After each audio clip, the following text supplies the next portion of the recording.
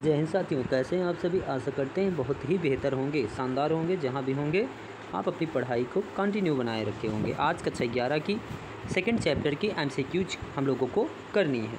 आइए देखते हैं कितने इम्पोर्टेंट्स क्वेश्चंस सेकंड चैप्टर से बनते हैं। अगर इस चैप्टर को आप पूर्णतः करते हैं तो आपको सारे के सारे प्रश्न इसी चैप्टर से देखने को मिल जाएंगे। आइए देखते हैं कि प्रश्न संख्या 1 क्या कहा जा रहा है। प्रश्न संख्या 1 है, वर्गीकरण की क्या बताना है आपको। वर्गीकरण की जाति वृत्तीय पद्धति आधारित है। बताना यह है कि वर्गीकरण की जो जाति वृत्तीय पद्धति है वह आधारित है किस पर, वह बताना है आपको। बताइए, ये 4 ऑप्शन हैं आपके सामने। बताना यह है कि चारों में करेक्ट आंसर क्या हो जाएगा। पहला है विकासीय संबंधों पर, आकारकीय लक्षणों पर, रासायनिक संघटकों पर या फिर पुष्पीय लक्षणों पर। बताना यह है कि इन चारों में से करेक्ट आंसर क्या हो जाएगा। अगर करेक्ट आंसर की बात करें, जो वर्गीकरण की जो है जाति वृत्तीय पद्धति पर आधारित है, तो करेक्ट आंसर हो जाएगा विकासीय संबंधों पर। ऑप्शन नंबर ए हमारा यहाँ पे करेक्ट आंसर हो जाएगा। अगला प्रश्न है, सभी यूकैरियोटिक एक कोश की जीव शामिल हैं। मोनेरा में, प्रोटिस्टा में, फंजाई में या फिर जीवाणु में। बताइए करेक्ट आंसर क्या हो जाएगा यहाँ पे। तो प्रोटिस्टा में। जितने भी जो है यूकैरियोटिक जीव हैं एक कोशिकीय, वो किस में होते हैं, आज ही बताया गया है, किसमें, प्रोटिस्टा में। अगला है, लवणीय क्षेत्रों में रहने वाले जीव कहलाते हैं, क्या कहलाता है, मेथेनोजन, हैलोफाइल या फिर हीलियोफाइट, थर्मो एसिडोल्फिस। बताइए इसमें से करेक्ट आंसर क्या होगा। अगर इसके करेक्ट आंसर की बात करें तो हेलियोफाइट, यानी कि लवणीय क्षेत्रों में पाए जाने वाले जीव को क्या कहा जाता है, हीलियोफाइट कहा जाता है। अगला प्रश्न है, द्विनाम पद्धति को किसने प्रतिपादित किया था। जो द्विनाम पद्धति थी वह किसने प्रतिपादित किया था, जानरे ने, मेंडल ने, लिनियस ने या फिर मेंथम तथा हुकर ने। तो चौथे करेक्ट आंसर क्या हो जाएगा, लिनियस ने। Option number C correct answer हो जाएगा। अगला प्रश्न देखते हैं। अगला प्रश्न कहा गया है, मोनेरा जगत का सदस्य है। बैक्टीरिया, अमीबा, हाइड्रा, केचुआ। कौन है। बताना है कि मोनेरा जगत का सदस्य कौन है। तो यहाँ पे करेक्ट आंसर हो जाएगा बैक्टीरिया जो है मोनेरा जगत का सदस्य है। आप जानते हो अच्छे तरीके से मोनेरा जगत का सदस्य कौन है, बैक्टीरिया। ठीक है, अगला प्राप्त करते हैं। अगला प्रश्न कहा गया है, जीवाणुओं में नहीं होता है, क्या नहीं होता है, कोशिका भित्ति, राइबोसोम, माइटोकॉन्ड्रिया, जीव द्रव्य। बताना है करेक्ट आंसर क्या हो जाएगा इसका। तो माइटोकॉन्ड्रिया किसी भी जीवाणु की अगर बात करें तो उसमें जो है माइटोकॉन्ड्रिया नहीं होता है, यानी कि छठे का करेक्ट आंसर क्या हो जाएगा, option number C correct answer हो जाएगा। अगला प्रश्न देखते हैं। कहा गया है, दलहनी पौधों की जड़ों की ग्रंथियों में पाए जाने वाले जीवाणु का नाम निम्नलिखित है जो नाइट्रोजन स्थिरीकरण में भाग लेता है। बताइए वह कौन है। सातवें का करेक्ट आंसर क्या हो जाएगा यहाँ पे। तो कौन है वो, राइजोबियम है। कौन है, राइजोबियम है। अगला प्रश्न है। अगला प्रश्न कहा गया, जीवधारियों को सर्वप्रथम पादप तथा जंतुओं में किसने जो है विभाजित किया था। जीवधारियों को सर्वप्रथम पादप तथा जंतुओं में किसने विभाजित किया था। तो किसने किया था, अरस्तु ने। किसने किया, अरस्तु ने। अगला है, वर्गीकरण की कृत्रिम प्रणालियाँ आधारित होती हैं, किस पर आधारित होती है यह बताना है आपको। तो किस पर आधारित होती है, कई लक्षणों पर आधारित। वर्गीकरण की जो कृत्रिम पद्धतियाँ इसमें चल रही हैं वह कई लक्षणों पर जो है आधारित हैं। अगला प्रश्न है, पादपों की कृत्रिम वर्गीकरण है तो लिनियस ने पादप के किस भाग को आधार बनाया। तो किसको आधार बनाया था इसमें से, पुमंग को। पादप के कृत्रिम वर्गीकरण है तो लिनियस ने पादप के किस भाग को बनाया था आधार, तो पुमंग को। अच्छा, पुमंग को और क्या कहते हैं, पुंकेसर। ठीक है। अच्छा, नर वाला भाग होता है कि मादा वाला भाग होता है, तो नर वाला भाग होता है। अगला प्रश्न है, जाति वृत्तीय वर्गीकरण किस पर आधारित होता है। आपके बताना है जाति वृत्तीय जो वर्गीकरण है वह किस पर आधारित होता है। तो किस पर आधारित होता है, तो समान विकासीय वंशजात पर ना। ठीक है, अगला प्रश्न देखते हैं। अगला कहा गया, जीवाणुओं में राइबोसोम पाए जाते हैं, कहाँ पर पाए जाते हैं यह बताना है आपको कि जो जीवाणु में राइबोसोम होते हैं वे कहाँ पर पाए जाते हैं। तो वो कोशिका द्रव्य में पाए जाते हैं। इसमें पाए जाते हैं राइबोसोम कोशिका द्रव्य में। अगला प्रश्न है, दोनों सिरों पर उपस्थित एक कसाव वाले जीवाणु कहलाते हैं। जो दोनों सिरों पर जो है उपस्थित एक एक कसाव वाले जीवाणु क्या कहलाते हैं, ये बताना है आपको। तो बताइए करेक्ट आंसर क्या हो जाएगा यहाँ पे, क्या कहलाते हैं, उभय कसाव भी कहलाते हैं। ठीक है, अगला प्रश्न देखते हैं। प्रश्न संख्या 14 दिया गया है, जीवाणु की कोशिका भित्ति बनी होती है, किसकी बनी होती है, यह बताना है कि जो जीवाणु होते हैं उनकी कोशिका भित्ति किसकी बनी होती है।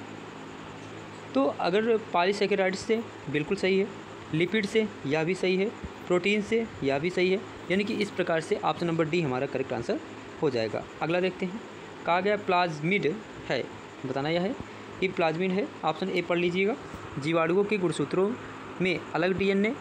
अगला देखते हैं, और ऑप्शंस दिए गए हैं, विषाणु, जीवाणु में अनुवांशिक इकाई, उपरोक्त में से कोई नहीं। 15वें का करेक्ट आंसर क्या हो जाएगा यहाँ पे, अगर 15वें करेक्ट आंसर की बात करें तो इसका आंसर क्या हो जाएगा, यहाँ आप देखिए, यहाँ आप क्या दिया गया, अच्छा हाँ ठीक है, तो क्या हो जाएगा, जीवाणुओं के गुणसूत्र में अलग डीएनए। प्लाज्मिड क्या है, एक प्रकार से देखा जाए तो जीवाणुओं के गुणसूत्र में अलग जो है डीएनए है। ठीक है, ऑप्शन नंबर ए हमारा करेक्ट आंसर हो जाएगा। अगला प्रश्न देखते हैं। ठीक है, अगला है, ग्राम ऋणात्मक, यहाँ सुनिएगा, ग्राम ऋणात्मक किस गुण के कारण ग्राम धनात्मक से भिन्न है, यह बताना है। ये चार ऑप्शन आपके सामने हैं, बताइए जो ग्राम ऋणात्मक होता है किस गुण के कारण ग्राम धनात्मक से भिन्न होता है। तो ऑप्शन नंबर क्या हो जाएगा यहाँ पे, पतली कोशिका भित्ति के कारण, किसके कारण होता है, पतली कोशिका भित्ति के कारण। अगला प्रश्न देखते हैं। अगला प्रश्न है, सभी यूकैरियोटिक कोशिकीय जीव शामिल हैं, किसमें शामिल हैं, यह बताना है आपको कि जो सभी कोशिकीय जो है यूकैरियोटिक कोशिकीय होते हैं जीव, वो किसमें शामिल होते हैं, यह बताना है आपको। तो करेक्ट आंसर क्या हो जाएगा यहाँ पे, प्रोटिस्टा में, किसमें शामिल होते हैं, प्रोटिस्टा में। अगला प्रश्न देखते हैं। अगला कहा गया, लवणीय क्षेत्रों में रहने वाले जीव कहलाते हैं, जो लवणीय क्षेत्र में रहते हैं उन जीवों को क्या कहा जाता है, यह पूछा गया है। तो हीलियोफाइटा का, लवणीय क्षेत्र में जो जीव रहते हैं उनको क्या कहा जाता है भैया, हीलियोफाइटा कहा जाता है। अगला प्रश्न देखते हैं, प्रश्न संख्या 19 देखते हैं, बहुत तेज़ी के साथ करिएगा। कहा गया कोशिका भित्ति रहित यानी बिना कोशिका भित्ति के सबसे छोटी जीवित कोशिका होती है, किसकी, यह बताना है आपको कि बिना जो है कोशिका भित्ति की कौन सी ऐसी जो है कोशिका है किसकी है जो जीवित रहती है। 19वें का करेक्ट आंसर क्या हो जाएगा ये बताना है आपको। तो किसका होता है, तो माइकोप्लाज्मा की, किसका होता है, माइकोप्लाज्मा की। अगला प्रश्न देखते हैं, प्रश्न संख्या 20 है, वह जीव वैज्ञानिक जिन्होंने एक कोशिकीय जीवधारियों के लिए प्रोटिस्टा शब्द दिया, उस जीव वैज्ञानिक का नाम बताना है जिन्होंने एक कोशिकीय जीवधारियों के लिए प्रोटिस्टा शब्द का नाम दिया था। तो किसने दिया था, हैकल ने। Option number C correct answer हो जाएगा यहाँ पे। अगला प्रश्न देखते हैं। अगला कहा गया है, डेस्मेड या सुनहरे शैवालों का समूह है, कौन है यह बताना है कि जो डेस्मेड है या सुनहरे शैवालों का समूह है वह क्या है यह बताना है। तो क्राइसोफाइटा, क्या हो जाएगा ऑप्शन, क्राइसोफाइटा। अगला प्रश्न है, पेनिसिलियम किस वर्ग का कवक है, जो पेनिसिलियम है वह किस वर्ग का कवक है यह बताइए। 22 का करेक्ट आंसर क्या हो जाएगा यहाँ पे, तो किस वर्ग का है, तो बैसिडियोमाइसिटीज है ना, इस वर्ग का क्या है, कवक है। अगला प्रश्न देखते हैं, प्रश्न संख्या 23 है, 5 जगत वाला वर्गीकरण किस पर आधारित होता है यह बताना है कि जो 5 जगत वाला वर्गीकरण है वह किस पर आधारित है। इंपॉर्टेंट है, ध्यान दीजिएगा, क्या है इंपॉर्टेंट है, 23 इंपॉर्टेंट है, ठीक है। बताइए 23 का करेक्ट आंसर क्या हो जाएगा, किस पे आधारित होता है, पोषण की विधि पर। अगला है, प्रोटिस्टा जगत के प्राणी होते हैं, जो प्रोटिस्टा जगत के प्राणी होते हैं वो कैसे होते हैं यह बताना है। तो कैसे होते हैं, सुकेंद्रीय एक कोशिकीय होते हैं, सुकेंद्रीय भी होते हैं साथ ही साथ एक कोशिकीय भी होते हैं। अगला है, प्रोटोजोआ के उस वर्ग का सामान्य जो है वर्ग का क्या नाम है जिसमें अमीबा आता है, बताना है प्रोटोजोआ के उस वर्ग का क्या नाम है जिसमें अमीबा होता है। 25 का करेक्ट आंसर बताइए। तो करेक्ट आंसर क्या हो जाएगा, राइजोपोडा, क्या होता है, राइजोपोडा होता है। अगला प्रश्न देखते हैं। कहा गया निम्नलिखित में से कौन खाद्य कवक है। खाद्य कवक कौन है यह बताना है आपको कि निम्नलिखित में से कौन खाद्य कवक है। 26 का करेक्ट आंसर क्या हो जाएगा, मार्केला। इंपॉर्टेंट है, ध्यान दीजिएगा इस बात को। निम्नलिखित में से कौन खाद्य कवक है, तो मार्केला। अगला है गेहूं के कीट रोग का कारक जीव है। गेहूं के कीट रोग का कारक जीव है, कौन है यह बताना है आपको। तो कौन है, पॉक्सीनिया है। कौन है, पॉक्सीनिया। अगला प्रश्न है मानवों में कवकों द्वारा उत्पन्न एक सामान्य विधि है। यहाँ पर विधि पूछा गया, मनुष्य में कवक द्वारा उत्पन्न होने वाले एक सामान्य विधि है, कौन सा यह बताना है। तो कौन सा है, रिंगवर्म है। कौन सा, रिंगवर्म। अगला प्रश्न देखते हैं। कहा गया है पेनिसिलिन प्राप्त होता है, किससे प्राप्त होता है यह बताना है कि जो पेनिसिलिन होता है वह किससे प्राप्त होता है। तो पेनिसिलिन किससे प्राप्त होता है यह बताना है आपको। तो किससे प्राप्त होता है, पेनिसिलियम नोटेटम से भी होता है और पेनिसिलियम जो है क्राइसोजीनियम से भी होता है, यानी कि दो की दोनों ही ऑप्शन सही है। इस प्रकार से सी वाला हमारा करेक्ट आंसर हो जाएगा। अगला प्रश्न है लेडरबर्ग और टामड किसकी खोज के कारण प्रसिद्ध है। तो इसका करेक्ट आंसर क्या हो जाएगा, बोलिएगा। तो इसका करेक्ट आंसर हो जाएगा जीवाणु में संयुग्मन। ठीक है। अगला प्रश्न आ गया है प्रोटिस्टा में किस स्तर का जो है संगठन पाया जाता है, अंग स्तर का, कोशिकीय स्तर का, जीवद्रव्य स्तर का या फिर ऊतक स्तर का। ठीक है, तो किस स्तर का पाया जाता है, तो यहाँ पे जीवद्रव्य स्तर का पाया जाता है। अमीबा का प्रचलन अंग है, बताया है कि अमीबा का जो प्रचलन अंग है वह कैसा है, तो कूटपाद। अगला प्रश्न कहा गया है जगत कवक के अंतर्गत वे जीव आते हैं जो हैं, कौन क्या है यह बताना है। तो कैसे होते हैं, संवहनी। ठीक है। अगला प्रश्न देखते हैं। अगला प्रश्न कहा गया जीवाणु स्तर पर परजीवी विषाणु को कहते हैं। जीवाणु स्तर पर जो परजीवी विषाणु होते हैं उन्हें क्या कहा जाता है, यह पूछा गया यहाँ पे। तो इसका करेक्ट आंसर क्या हो जाएगा, विषाणु भोजी कहा जाता है। अगला प्रश्न कहा गया है विषाणुओं का आनुवांशिक पदार्थ होता है, जो विषाणु होते हैं उनका आनुवांशिक पदार्थ क्या होता है यह बताना है। तो क्या होता है, डीएनए तथा आरएनए। ठीक है। अगला प्रश्न है पादपों का जो पूर्वजता पर आधारित वर्ग की प्रणाली है, जो पादपों की पूर्वजता पर आधारित प्रणाली है यह किसकी है यह बताना है। 36 का करेक्ट आंसर क्या हो जाएगा, तो जाति वृत्तीय पद्धति। क्या हो जाएगा, जाति वृत्तीय पद्धति हो जाएगा। ठीक है। अगला प्रश्न है पादप तथा जंतुओं के मध्य संयोजी कड़ी के रूप में पाया जाने वाला एक कोशिकीय जीवधारी है।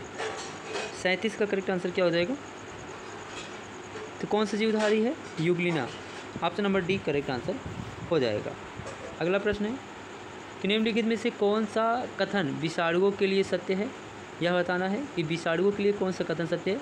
देखिए कौन सा सही हो जाएगा, बताइएगा।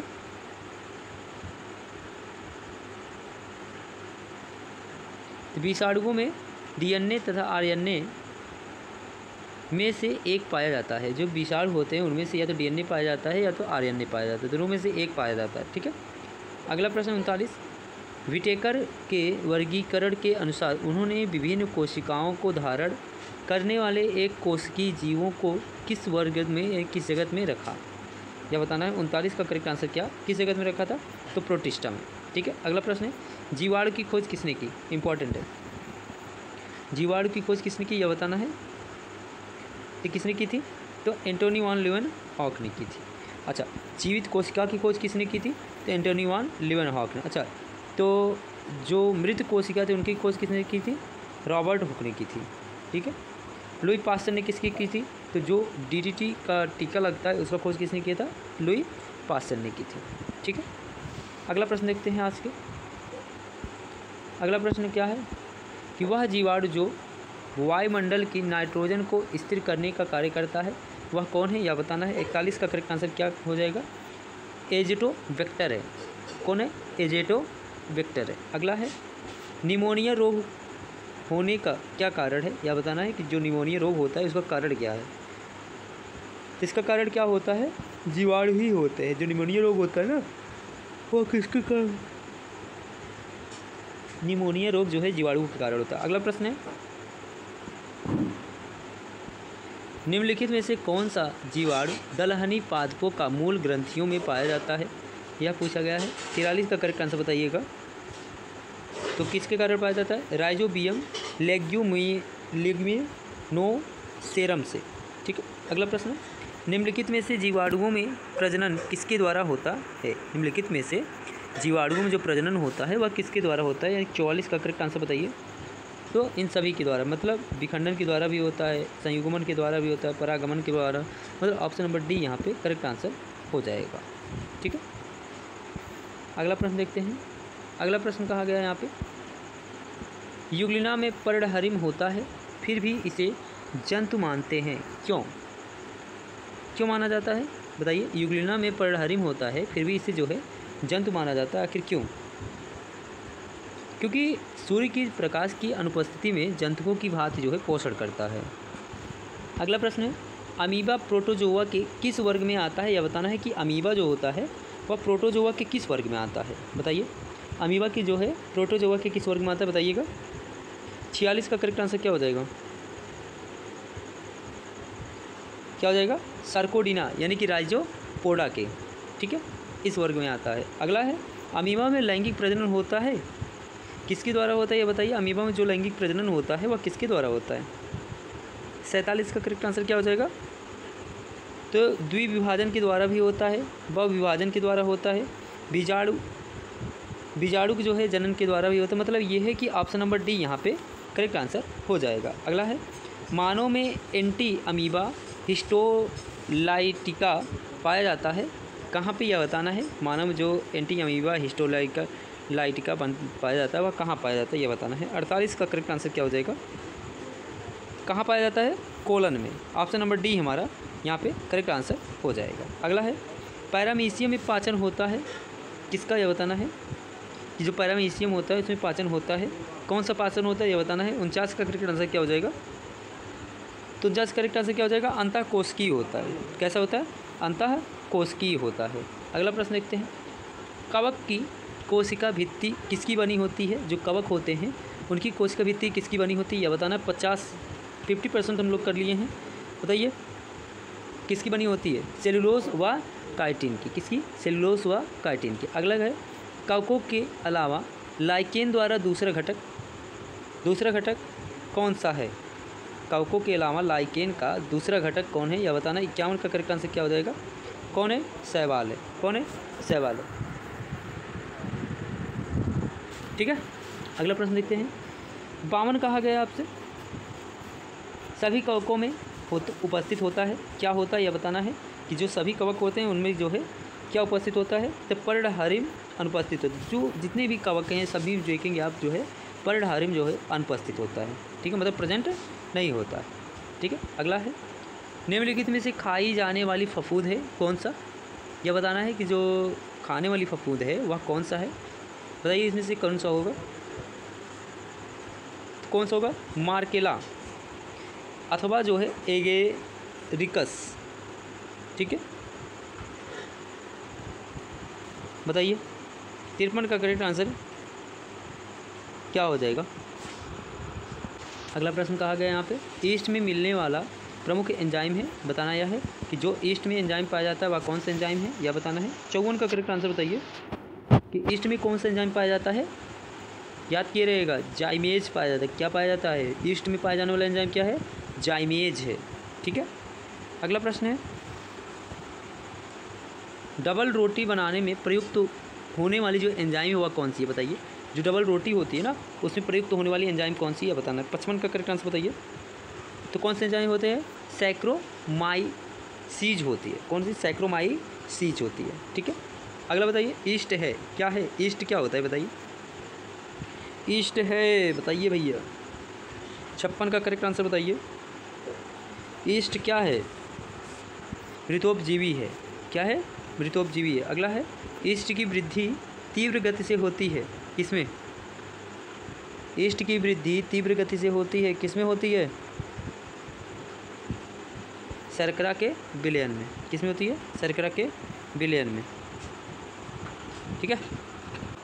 अगला प्रश्न है उच्चतर, बताना ये है कि उच्चतर पादपों तथा कवकों की जड़ों में पाया जाने वाला जो संबंध है वह क्या कहलाता है। उच्चतर जो पादप होते हैं या कवक होते हैं उनके जड़ों में कौन सा संबंध पाया जाता है यह बताना है यहाँ पे। तो बताइए 58 का करेक्ट आंसर क्या हो जाएगा। तो कौन सा संबंध पाया जाता है यहाँ पे, तो कवक मूल जो है संबंध पाया जाता है, यानी कि ऑप्शन नंबर सी यहाँ पे करेक्ट आंसर हो जाएगा। आज का अंतिम प्रश्न है लाइकेन की घटक होते हैं, लाइकेन के घटक होते हैं कौन कौन से होते हैं यह बताना है कि लाइकेन का घटक क्या कौन कौन सा होता है।